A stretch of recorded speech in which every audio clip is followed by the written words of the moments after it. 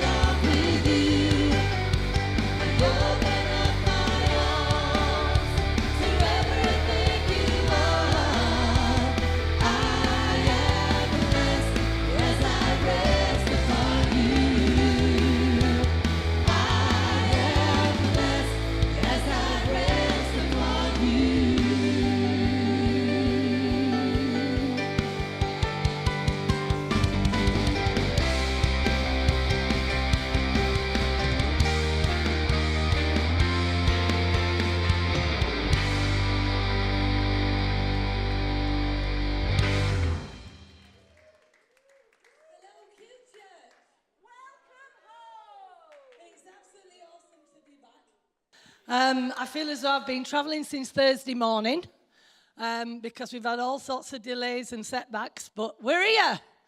Isn't that awesome? And bit of a disclaimer, if we talk a load of rubbish tonight, it's because we got off a plane at 11 o'clock and I've had a couple of hours sleep, but we've been very prepared. It's just whether the mind and the mouth will work in order. But anyway, so tonight we are going to look at curiosity. Now, when I think of curiosity, I always think of Alice in Wonderland, and I always think of her going down the rabbit hole. And it's quite amazing that, she was just this little girl who thought, wow, let's go and have a look, see how deep the rabbit hole goes. And so curiosity is an invitation to go beyond what is established. And if you've ever heard your children, when they get up to, a bit of mischief or they're in a bit of trouble, when you ask them, why did you do that? What do they usually say? Well, I just wanted to see what would happen. Isn't that what they usually... Well, mine did. I don't know about yours.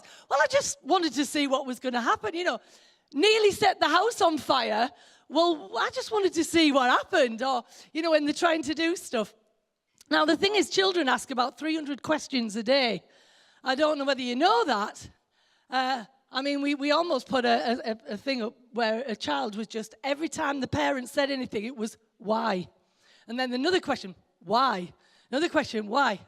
And if we're not careful as we grow older, we seem to lose our capacity. We do. We settle. Oh, well, I know that. Do you? Do I? We settle because we think we've learnt it all and we actually become quite complacent. So curiosity is actually in the camp of the questions of the why, the what, the how, and it's back to being what the Bible often uses terms about becoming childlike again in order to ask those questions. One day, our question-asking days are going to be over. So we better use our time wisely. Do we want to figure out what's going on? So it's in our beliefs that we often fail to be curious because we can swallow what we've been told rather than continuing to question the authenticity and grow into a new skin as we shed what no longer fits us and gives us life. For me, I've been on a journey, well, I'm 60 now, but the last 15 years was very much shedding a skin that had been given me by somebody else. And I had to shed that and grow into my own. And what I find is that skin keeps going again. And I realize that I'm shedding that and I'm going into something more. Because the more questions that we ask, the more we are opened into a new world. So the question, are we interested in pursuing truth of who we are and why we are here? What's it all about? Are we interested? Now, there is a saying that the cure for boredom is curiosity. Now, I'm glad that it goes on to say, but there is no cure for curiosity. But often, the reason why we're bored is because we're not curious enough to say, hang on a minute, I don't have to sit with naught to do or things to explore. This is a big world, and I can look at it. But first of all, we've got to stir ourselves that there might be more than meets the eye to our place, our circumstance, the circle in which we live. We have to have a sense that something might be amiss, that what we've been handed. And just like the caterpillar, it doesn't just stay as it is, but it goes into that chrysalis or that cocoon. But it struggles its way out to become something else and beautiful and fly. And that's what I think the term born again means more than anything else. I've realized now that I've been born again more times in the last 15 years than in all of my life.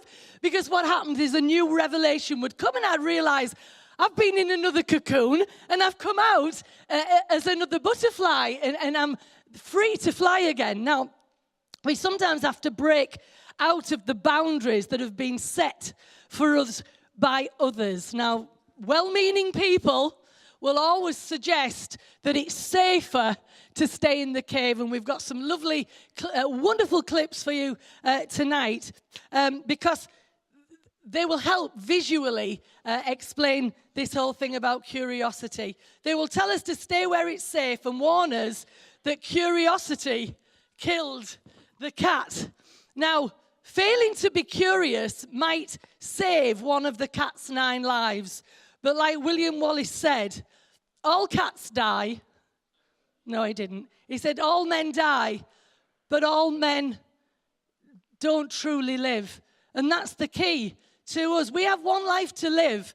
Do we want to make sure we truly live that life? Which means that we're going to have a bit of curiosity. So yes, curiosity can lead us to the edge of a cliff.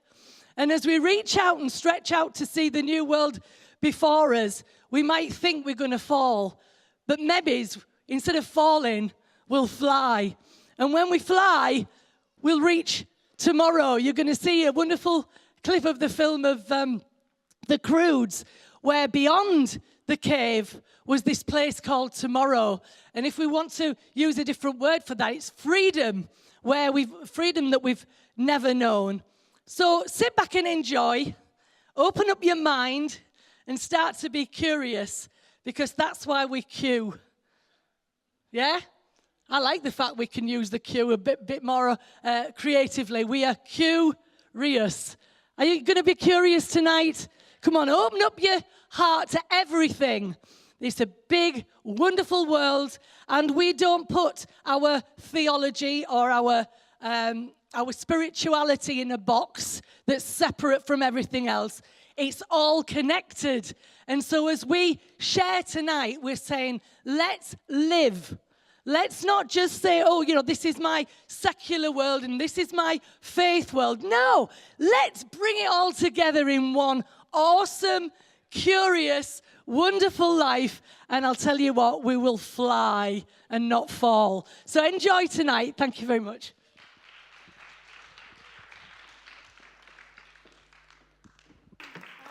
All right, as Chris said, it's good to be back. Nice to see you all. We got held up by 2 days because of a big snow bomb in the Midwest of the US. But we were desperate to get back and glad to make it. Love to tell you about stuff that's going on in Salt Lake, but a lot of it's personal, so it would be inappropriate when we're broadcasting this all over to mention that, but we'll say a little bit on Wednesday about that. I think this clip from The Matrix, if you were to write this on rice paper between black leather covers and replace Morpheus with Jesus and Neo with, some tax collector, it would sit very, very well, because Morpheus there is, first of all, driving at the fact that there is truth that needs to be found, and that very often we want to avoid what it means to address the chasing of that truth. But curiosity is a part of that. And of course, we did the Red Pill Reformation was it last Easter,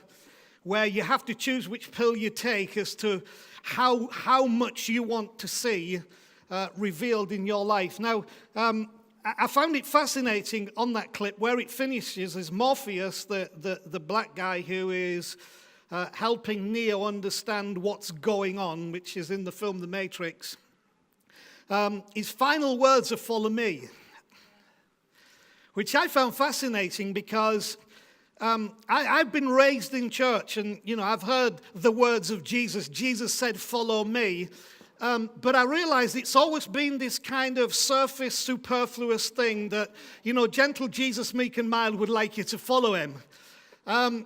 But as I saw this clip, I thought, do you know what? Those words spoken from the mouth of Jesus probably meant a lot more than just, I'm going over here to that town, come with me. I think it probably meant a little bit like the clip with Morpheus and Neo, that if you follow me, where this goes is going to take you down a rabbit hole that's very deep, and you're going to have to look at some things and consider some things, but those things will release you into a new level of freedom. And that led me on to think about some words that Jesus said that, again, I can't say I've ever really looked at in this context. Jesus one day said, and it's recorded in the book of Matthew and the book of Luke, he told us to ask, seek, and knock. He said, I say to you, ask, and it will be given you. Seek, and you will find. Knock, and it will be open to you. For everyone who asks receives, and he who seeks finds, and to him who knocks it will be open. I found it interesting as well just how your mind works, that ask, A, seek, S, K, knock. What a great word ask is, because it's telling us three things. You need to ask, you need to seek, and you need to knock, because something needs to be opened up to you. Now, what I also like about, the more I've read the words of Jesus, looked at the whole journey, particularly of the Gospels in the Bible, I realize that in the context of ask and seek and knock, there is no attempt to control what you ask. It's not telling you which question you should ask, because for each of us, the questions we need to ask are very, very different. And it's putting no limits on those questions. It doesn't attempt to control what you ask or what you seek or where you knock.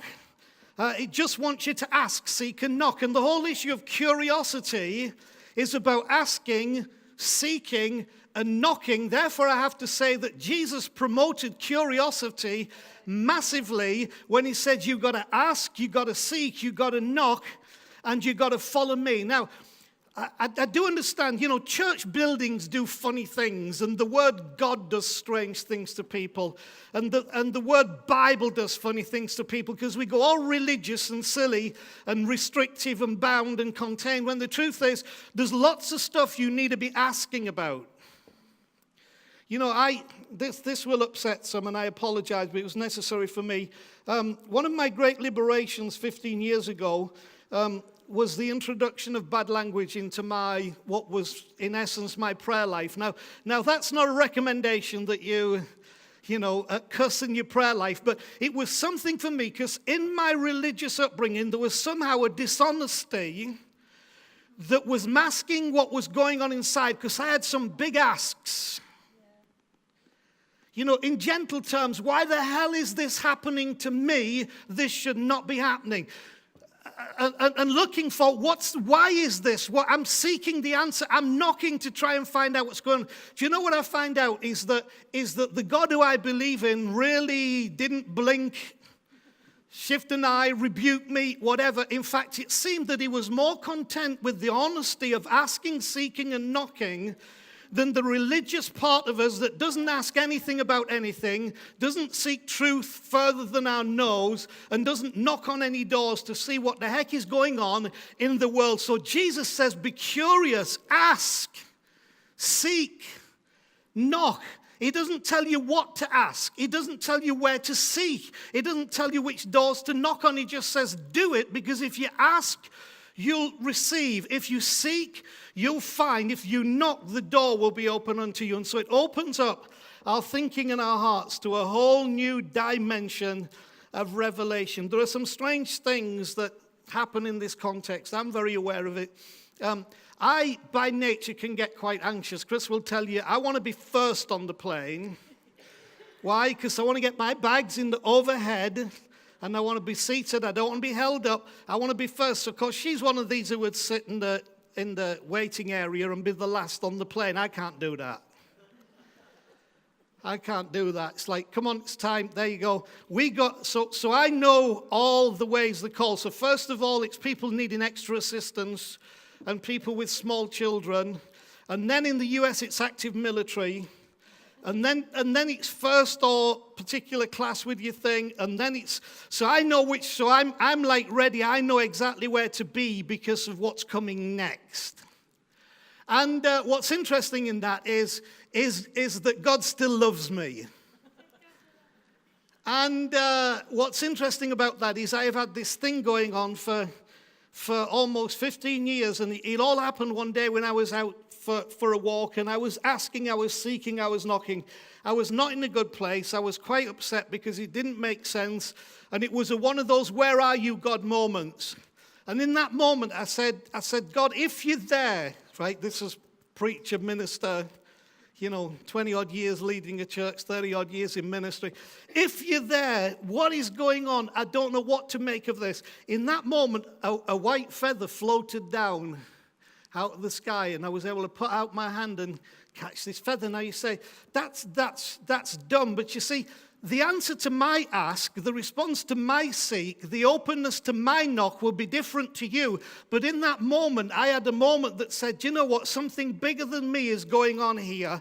Something more is happening. And ever since that day, Chris will tell you, particularly at moments of big asks and big seeks and big knocks, invariably, I'll come home, there'll be a beautiful white feather there right on the doormat or whatever.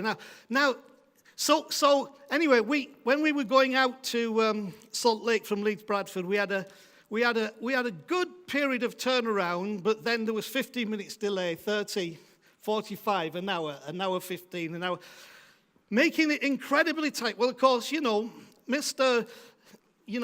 God is with me, it's okay.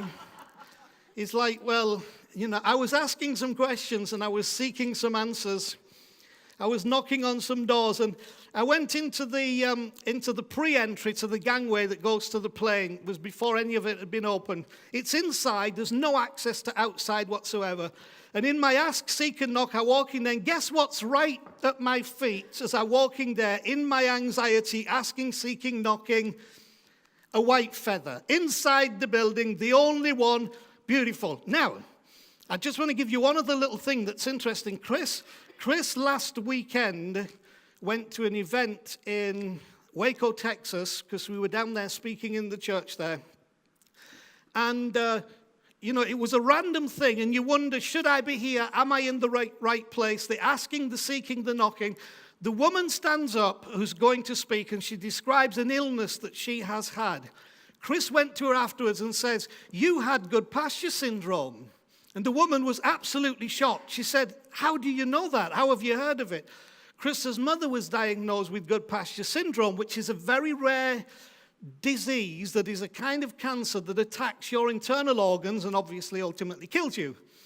So the point is not about that. The point is this. Do you know that since 1919, when it was first diagnosed, there have been 600 cases? That's how rare it is. So with my rubbish maths, my exact result of this might not be totally accurate, but I kind of worked out that in the US alone, to meet somebody who had good pasture syndrome is about 60 million to 1.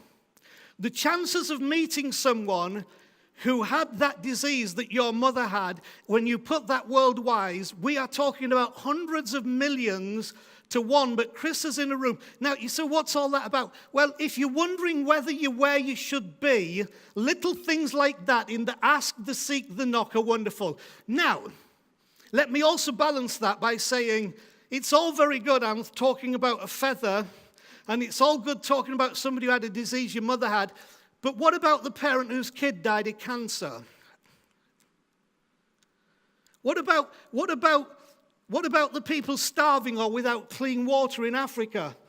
See, my feather and Chris's good pasture syndrome doesn't answer that question. But if you ask, if you seek, you knock, those questions are not invalid.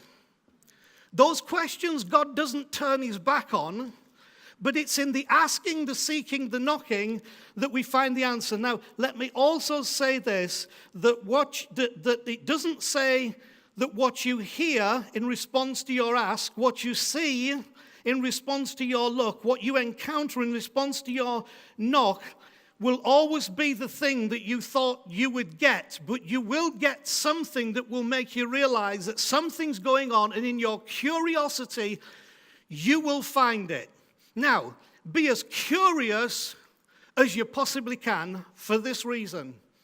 If curiosity killed the cat, which apparently it did, and a cat has how many lives? then the curiosity must not have killed the cat until it lived the whole 9 lives. Therefore, you've got 1 life to live. It's okay. You're going to be safe being curious.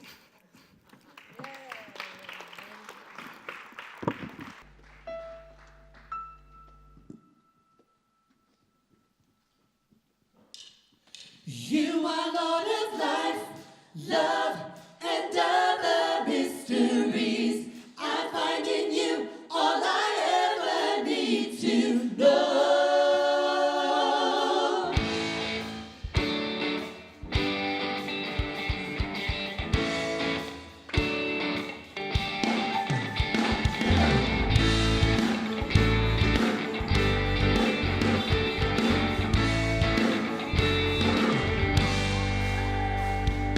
Some say that life is a string of romances. To some it's a series of choices and chances. While some only live for the glorious dances of whatever music's in hand. And some look for love in the eyes of a stranger. And some love the thrill of the edges of danger. But I have found joy in knowing that we're good. 'Cause now I finally understand you are Lord of life, love, and other mysteries. You know who I am, you know my history. I find in you all I ever need to know about life and love and other mysteries.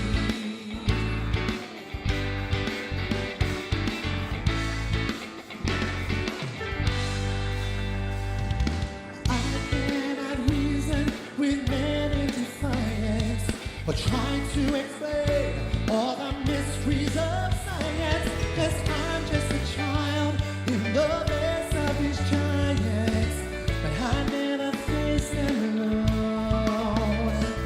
Because when it seems that my heart is surrounded, when all of the questions of life have been sounded, I rest in the hope where my faith has been grounded. I do not fear the unknown. You are Lord of life, love, and other mysteries. You know who I am, you know my history. I find in you all I ever need to know about life and love and other mysteries. Your wisdom confounds the wisest of wise. Your mercy is truth in a world full of lies. Your grace saves us all from a certain demise. You are Lord of life, love, and other mysteries. You know who I am, you know my history. I find in you all I ever need to know about life and love and other mysteries. Life, love, and other mysteries. You know who I am, you know my history. I find in you all I ever need to know about life and love and other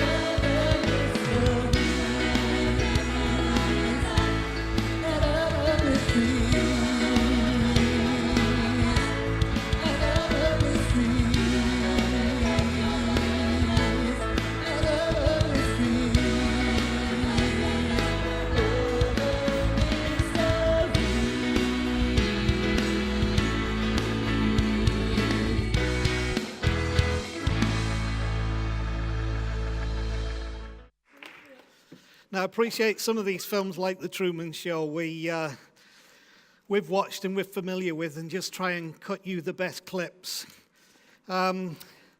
Basically, the whole idea of Truman, which Jim Carrey plays there, is that Truman is trapped in a world that's been constructed for him. And hence the name of the film, The Truman Show, because he's been trapped in this world constructed for him, And he's been filmed all the time, and that's being live broadcast, you know, a bit like your reality shows to the rest of the world. And Truman would be stuck in that world unless he became curious about what's going on in that world and start to ask, to seek, and to knock. Now, I've lived long enough to know that we become trapped in a world that has been constructed for us. Now, whether you come from the most adamant atheist family or the most committed Christian family, or whether you've been raised a Hindu, a Muslim, a Buddhist, a Taoist, whether you're Asian, Caucasian, Black African, or whatever, the truth is for all of us, we have been trapped in a world that is constructed for us. And events conspire and things happen and people press us. And unless we get curious, the truth is we get stuck within that world and we never break free into what is the beyond, the something, the more. And really the whole essence of the gospel, which means good news, is Jesus trying to tell us that we get stuck in a world that has been constructed for us, and we have to start asking, seeking, and knocking, because when you ask, you receive. When you seek, you find. When you knock, the door gets open unto you. I find it interesting that where Truman comes in that world is a place of monotony. You know, I don't know if you've ever been there, but have you ever used the phrase, been here before? You know, my life just seems to be going round in circles. You're starting to recognize the problem, but if within the recognition of the problem you don't get curious enough to start asking some big questions and seeking some answers beyond what you have been told are the answers, and knocking on some doors that you thought, if I knock on those doors, I don't know what's on the other side and it's too frightening, you will never get free. Now, at the end of the Truman Show, he finally manages to escape on a little boat going across the water and finds that he's actually living in a dome. And the front of the boat pokes through the dome, which he thought was the sky, but it's not the sky. And he finds the stairway to a new life. If ever there was an illustration of what I believe is the essence of the good news of the gospel, that is it. It's recognizing the illusion, responding to the monotony with the ask, seek, and knock, realizing that most of what you see is actually an illusion and not a reality, and that ask, seek, and knock will bring you to a place of reality in your life about yourself, about the world, about God, about what it's all about. And that's driven by frustration. For crying out loud, get frustrated about the right things. Start asking the bigger questions about yourself, about life, about God, about reality. What does all this mean about love? So that's why for me, you see, even I talked about the feather. What is it about the feather? I'm just curious. Why a feather? I have no idea whatsoever why a feather, but my curiosity says this means something, and it means something special to me. Chris being in that meeting where the person with the 60 million to 1 chance of having the same disease, what does it mean? Not a great deal, and except perhaps to say in the curiosity of am I supposed to be here? Something speaks to our lives that's bigger than ourselves and beyond ourselves. And so we had a few little quotes there, which I'm going to come to. You know, the one about curiosity killed the cat. If you didn't catch it when I said a cat has 9 lives and you have 1 life, what I meant was this, that if it took the cat 9 lives of curiosity to kill itself, your 1 life of curiosity is not going to kill you. Because it would take 9 lives worth if we take the image of the cat. Do you understand what I'm saying? So I'm releasing you. I'm saying get curious. Now, it's dangerous. Curiosity is dangerous. And that's why many of you don't want to be curious, because it's dangerous. But it does several things. So these are just a few quotes before I finish. Our curiosity must take precedence over our popularity, otherwise it will never take us beyond where others have already been. In other words, don't let peer pressure stop you being curious. Second one, Curiosity drives you to explore beyond what others have deemed to be safe boundaries within which you must rigidly abide. I was raised there, right? But curiosity drives you to explore beyond what others are deemed as safe boundaries, and that's where your breakout comes. Next one. Curiosity drives you to not only wrestle with hard questions, but to work through the discomfort caused when the answers to those questions do not uphold your previously held beliefs. We know something about that, don't we, Jen? When the answers to those questions don't uphold your previously held beliefs, it's okay.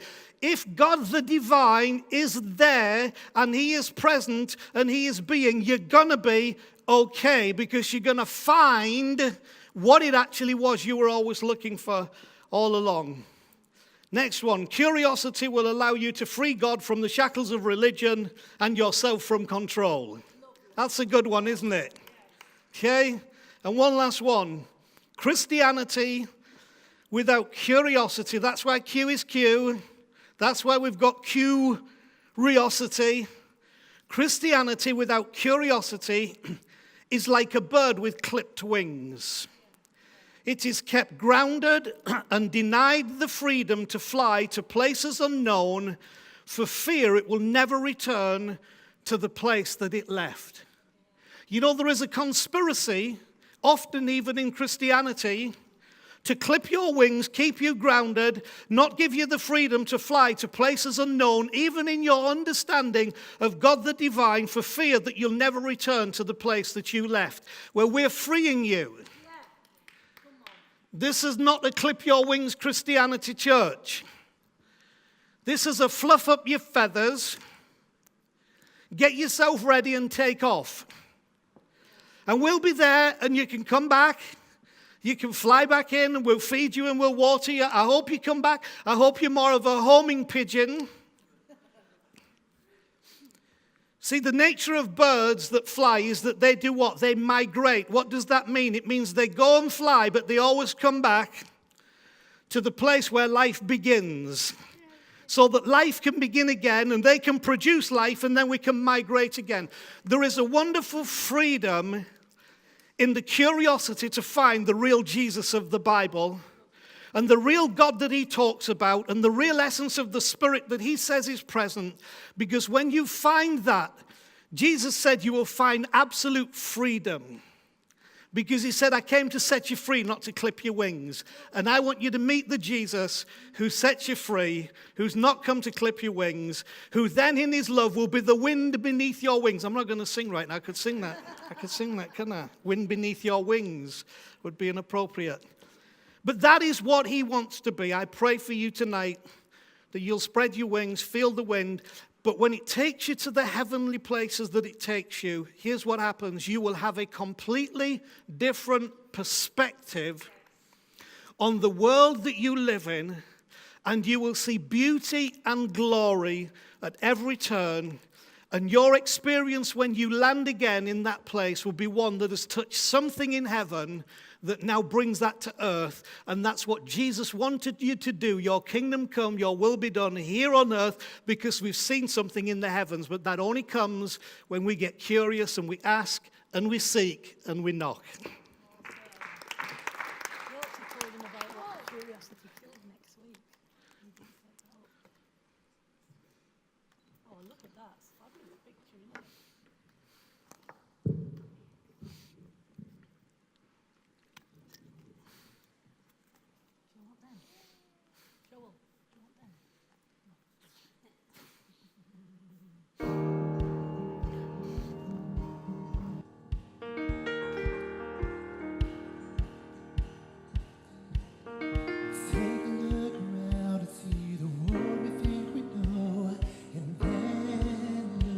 Look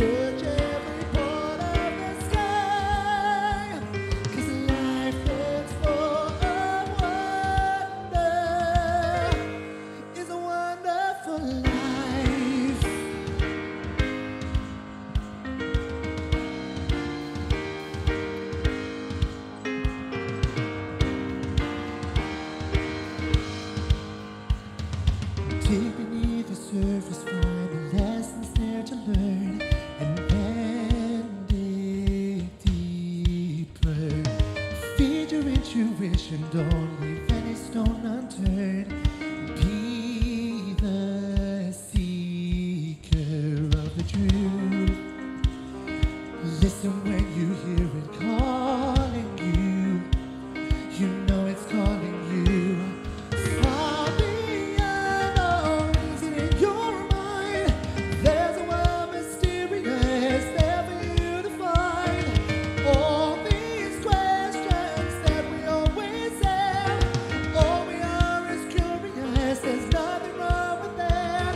So go around every corner, search every part of the sky, 'cause life is full of wonder. It's a wonderful life.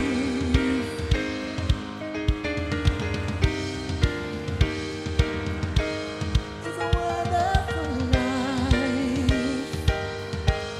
It's a wonderful life. It's a wonderful life.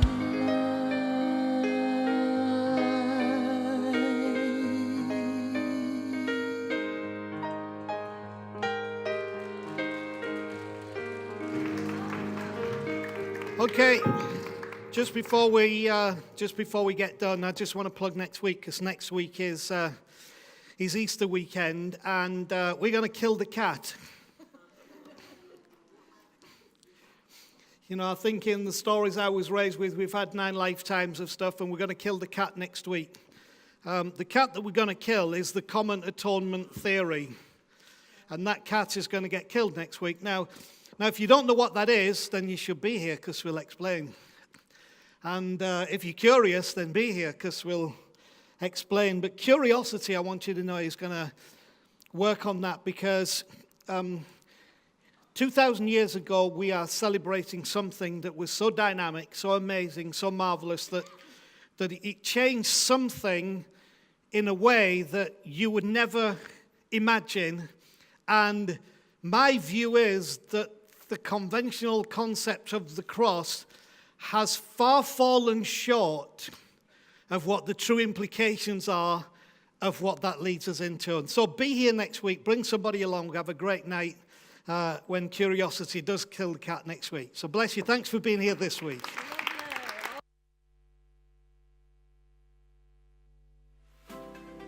Thanks everyone for being a part of QChurch this afternoon. Now, our service is not yet over. For the next 30 minutes, there will be drinks and snacks served in the foyer, and we all have the opportunity to have a chat and discuss what's inspired us about today's message. If you're between the ages of 5 and 11 years old, then head through the doors either side of stage for 30 minutes of serious fun in Life Zone. Those of you with preschool children are welcome to use the nursery that we have upstairs, and everyone else, enjoy the next 30 minutes, and I'll give you a reminder when it's time to collect your children from Life Zone and your vehicles from the car park. Thanks everyone.